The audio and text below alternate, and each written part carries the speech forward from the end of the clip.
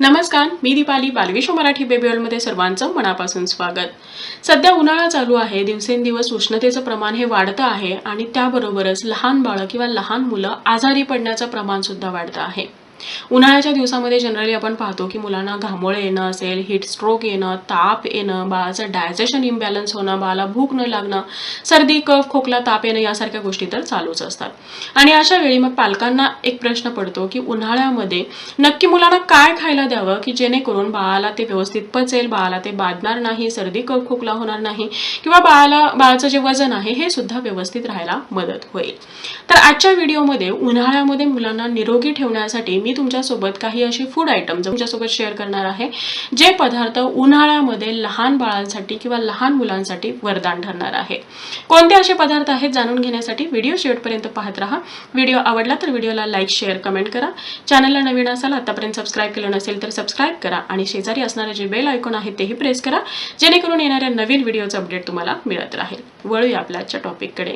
बऱ्याच वेळा तुमच्या कमेंट्स येतात की बाळ हा फक्त आईचं दूध पितो आहे किंवा बाळाला अजून वरचा आहार सुरू केलेला नाही किंवा फॉर्म्युला मिल्क पितो आहे, तर उन्हाळ्याचा त्रास बाळाला होऊ नये, उष्णता वाढलेली आहे, तर अशा वेळी बाळाला पाणी देऊ शकतो का?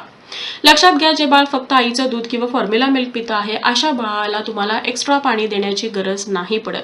आईच्या दुधामध्ये किंवा फॉर्म्युला मिल्कमध्ये बाळाला जेवढं आवश्यक आहे तेवढं पाण्याचं प्रमाण हे जरूर असतं.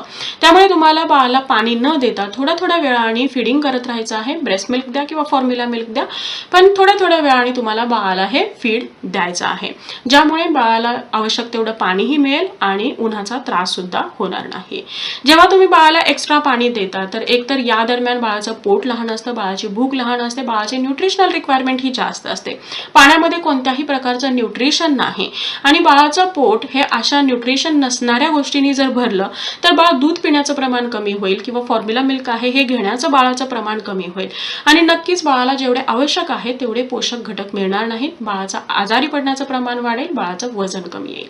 तर हे टाळण्यासाठी उन्हाळ्यामध्ये सुद्धा 6 महिन्यापेक्षा जी लहान बाळं आहेत, ज्यांनी आतापर्यंत वरचा आहार सुरू केला नाही, तर अशा बाळाला तुम्ही पाणी देण्याची गरज नाही. आता जी बाळं 6 महिन्यापेक्षा मोठी आहेत अशा बाळांना मात्र तुम्ही काही असे पदार्थ बाळाच्या आहारामध्ये जरूर समाविष्ट करू शकता, ज्यामुळे बाळाच्या शरीराला नैसर्गिकरित्या थंडावा मिळेल, शरीरामधलं जे पाण्याचं प्रमाण आहे हे मेंटेन राहायला मदत होईल, बाळाचं डायजेशन स्मूथ होईल, बाळाची भूक छान वाढेल आणि उन्हाळ्यामध्ये सुद्धा बाळ हा गुबगुबीत, निरोगी आणि तंदुरुस्त राहायला मदत होईल.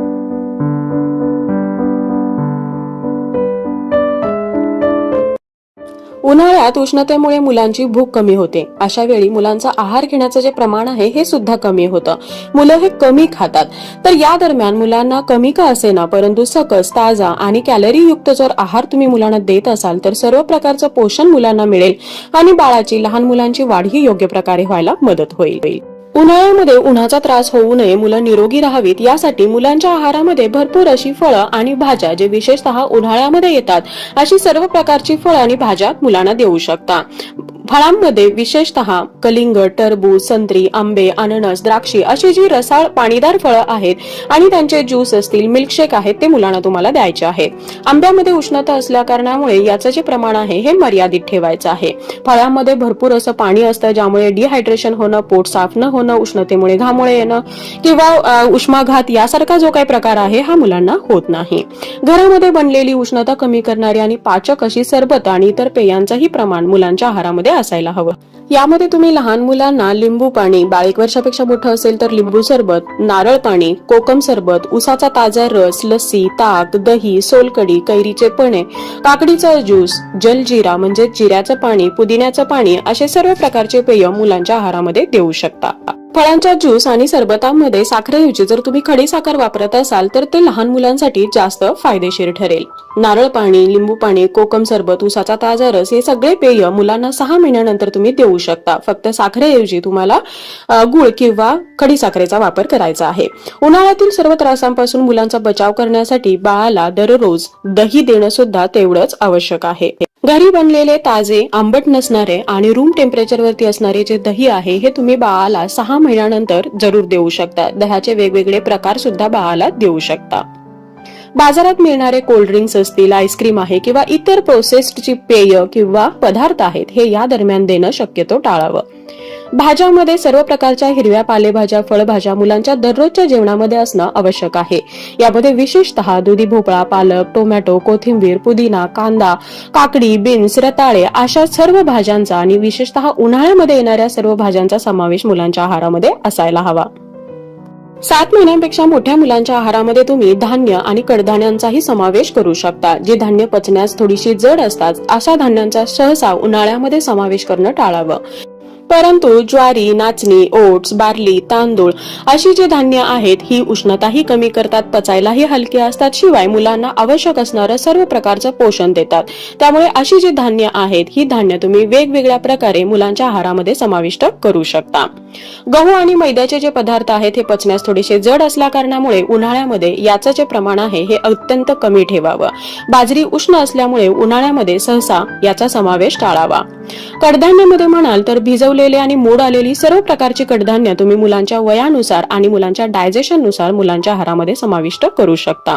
बऱ्याच वेळा तुमचे क्वेश्चन येतात की मुलांना कडधान्य ही कशी द्यावीत. मोड आलेले, भिजवलेले किंवा शिजवलेले कडधान्य तुम्ही उसळ, खिचडी, डोसे, पॅनकेक, घावन, इडली किंवा आणखी मुलांना ज्या पद्धतीने आवडतात त्या पद्धतीने मुलांना हे देऊ शकतात. मुलांची रोगप्रतिकारक शक्ती वाढवण्यासाठी अतिशय फायदेशीर असतात. उन्हाळ्यामध्ये खूप मसालेदार, तळलेले, तिखट पदार्थ, नॉनव्हेज किंवा बाहेरचे जे पदार्थ आहेत हे शक्यतो मुलांना देणं टाळावं. यामुळे मुलांना अपचन आहे, उष्णता वाढणं किंवा आणखी पोटामध्ये जळजळ होणं, पित्त होणं यासारखे प्रकार होऊ शकतात. त्यामुळे शक्यतो याचं प्रमाण हे कमी असावं. ड्रायफ्रुटच्या बाबतीमध्येही तुमचे बरेचसे क्वेश्चन्स असतात की ड्रायफ्रुट्समुळे हीट वाढते तर उन्हाळ्यामध्ये ते द्यावे का. तर ड्रायफ्रुट्स हे अत्यंत गुणकारी आहेत, फायदेशीर आहेत बाळाची रोगप्रतिकारक शक्ती किंवा वजन वाढीसाठी. त्यामुळे याचं प्रमाण तुम्हाला पूर्णतः बंद नाही करायचं, फक्त हे प्रमाण तुम्हाला अर्ध करायचं आहे. म्हणजे याआधी हिवाळ्यामध्ये आणि पावसाळ्यामध्ये जर तुम्ही 2 बदाम रोज देत असाल तर ते आता तुम्हाला 1 द्यायचे आहेत. शिवाय याचं जे वेळ आहे ही सकाळी किंवा संध्याकाळच्या जेवणामध्ये बाळाला हे ड्रायफ्रुट्स द्यायचे आहेत, ज्यामुळे हीट वाढणार नाही, बाळाला ते व्यवस्थित पचले जातील. आय होप आजचा व्हिडिओ तुम्हाला आवडला असेल आणि हेल्पफुल ठरला असेल. Thank you so much for watching. Bye bye. See you soon with new topic.